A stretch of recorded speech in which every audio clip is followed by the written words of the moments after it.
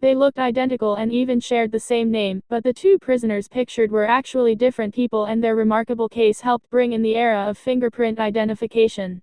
The man on the left was called Will West, the man on the right William West, and they were both sentenced to jail at Leavenworth Penitentiary in Kansas over 100 years ago. The arrival of Will West in 1903 caused the records clerk at the prison considerable confusion because he was convinced he had processed him 2 years previously. The clerk, M.W. McClaughry, asked Will West if he had ever been to the prison before.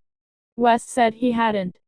McClaughry then set about taking his Bertillon measurements, named after the French policeman Alphonse Bertillon, which was the usual method of identifying people and involved recording the dimensions of key physical features. McClaughry, still convinced the man before he had already been to the prison, looked up his name in his filing system and found one William West who looked identical to Will West in the photographs in every respect.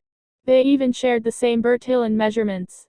But Will West insisted to McClaughry that it was not him. "That's my picture, but I don't know where you got it, for I know I have never been here before." To McClaughry's shock, he was absolutely right, too. William West was a different person altogether and in fact, had been admitted to the prison 2 years previously for murder. The case highlighted the flaws in the Bertillon method, and it wasn't long before the US authorities turned to fingerprint.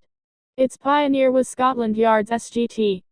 John K. Ferrier, who met McClaughry at the St. Louis World Fair in 1904 while he was guarding the crown jewels, which were on tour.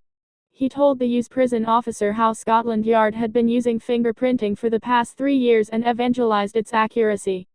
McClaughry was sold, and after being instructed on the technique, he introduced it to Leavenworth Prison. America's first national fingerprint repository was established shortly afterward.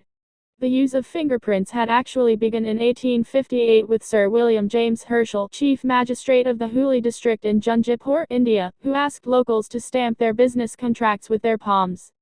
However, he did this on a hunch that it would be a good way of identifying someone, not because he knew the science behind it.